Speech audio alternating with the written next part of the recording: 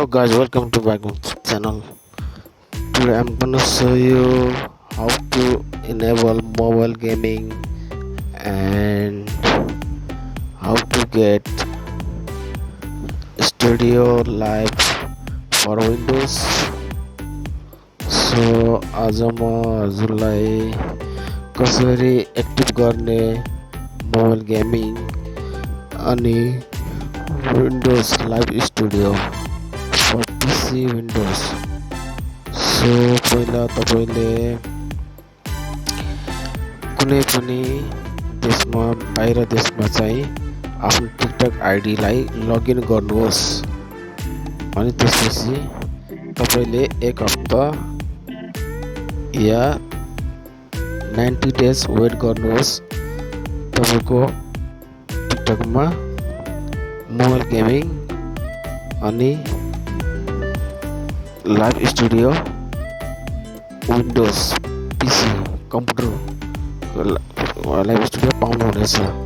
So म आज तपाईलाई म देखाउँदैछु टिकटक लाइभमा मैले चाहिँ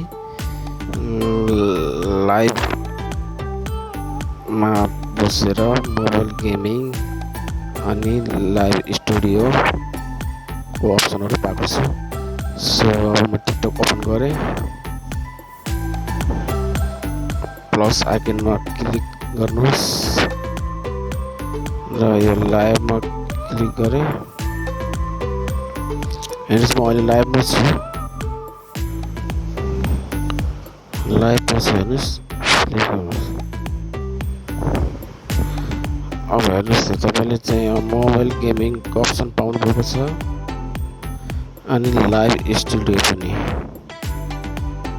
यो चाहिँ तपाईले चाहिँ डाउनलोड गर्नुपर्ने हुनेछ यो एप विन्डोजको लागि अनि तपाईले लाइभ स्टुडियो गर्न सक्नुहुनेछ। कुनै पनि गेम्सहरु चाहिँ तपाईले लाइभ गर्न सक्नुहुन्छ विन्डोजमा।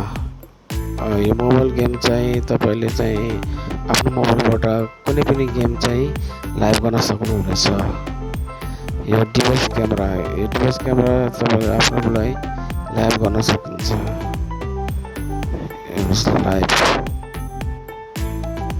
तपाईले मैले भनिसके अघि नै तपाईले चाहिँ पहिला चाहिँ फर्स्ट अफ अल लगइन गर्नुहोस् एनी कन्ट्रीमा कुनै देशमा बाहिर देशमा तपाईले चाहिँ लगइन गर्नुहोस् आफ्नो टिकटक आइडीलाई अनि त्यसपछि तपाईले चाहिँ एक हप्ता या 3 महिना लगभग 90 दिन 90 डेज चाहिँ वेट गर्नुपर्नेछ अनि त्यसपछि तपाईले चाहिँ यो चाहिँ अपडेट गरिदिनु होला टिकटकलाई अनि एक हप्ता पछि र 90 डेज पछि तपाईले चाहिँ यो अप्सन चाहिँ पाउनुहुनेछ मोबाइल अफ गेमिङ अनि लाइभ स्टुडियो। सो गाइस आजलाई यति। कुनै समस्या छ भने कमेन्ट बक्स गर्नु होला र यो भिडियोलाई लाइक गरिदिनु होला, सब्स्क्राइब गरिदिनु होला। So guys thanks for watching guys, bye bye, take care.